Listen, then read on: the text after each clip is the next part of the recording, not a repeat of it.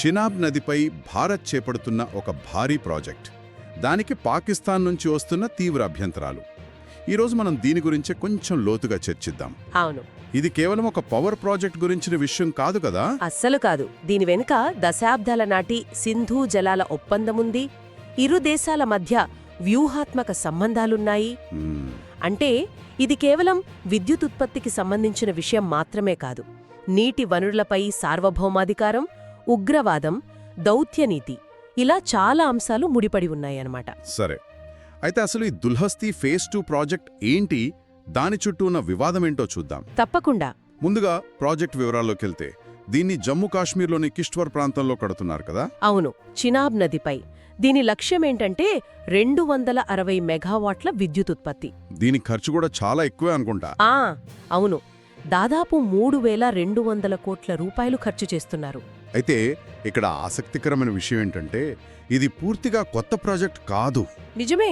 ఇప్పటికీ దుల్హస్తీ స్టేజ్ 1 ఉంది.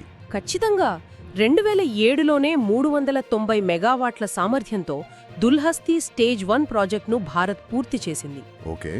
ఇప్పుడు స్టేజ్ 1 పవర్ స్టేషన్ నుంచి నీటిని మళ్లించడానికి దాదాపు 3.7 కిలోమీటర్ల పొడవైన ఒక సొరంగాన్ని నిర్మించి 2 కొత్త యూనిట్ల ద్వారా విద్యుత్ను ఉత్పత్తి చేస్తారన్నమాట.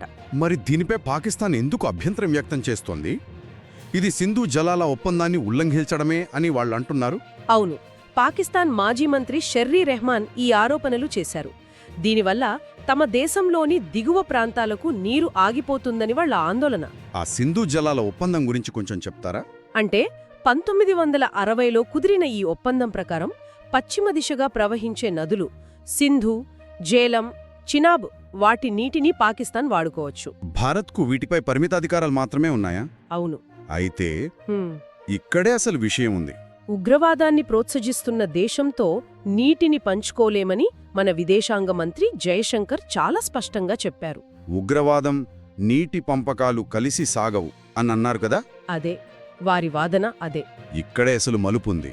పహల్గామ్ ఉగ్రదాడి తర్వాత రక్తం, నీరు కలిసి ప్రవహించడం సాధ్యం కాదు అని భారత్ చెప్పింది. అవును, చెప్పడమే కాదు, ఆ ఒప్పందం అమలును దాదాపు నిలిపివేసింది. అప్పట్నుంచి సావల్కోట్, రాట్లే, పాకల్దుల్ వంటి అనేక జల విద్యుత్ ప్రాజెక్టుల నిర్మాణాన్ని వేగవంతం చేసింది. దుల్హస్తీ ఫేజ్ 2 కూడా అందులో భాగమే. ఇప్పటివరకు వచ్చారంటే ఖచ్చితంగా మా సమాచారం నచ్చే ఉంటుంది.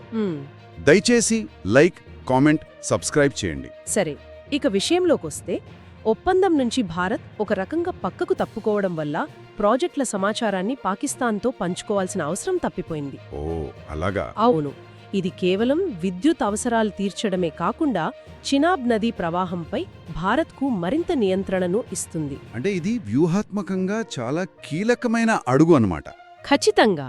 అంటే ఒక పవర్ ప్రాజెక్ట్ నిర్మాణం వెనుక దశాబ్దాల నాటి ఒప్పందం, ఉగ్రవాద దాడుల ప్రభావం, దేశ సార్వభౌమత్వాన్ని నిలబెట్టుకోవాలనే ఒక బలమైన సంకల్పమున్నాయన్నమాట.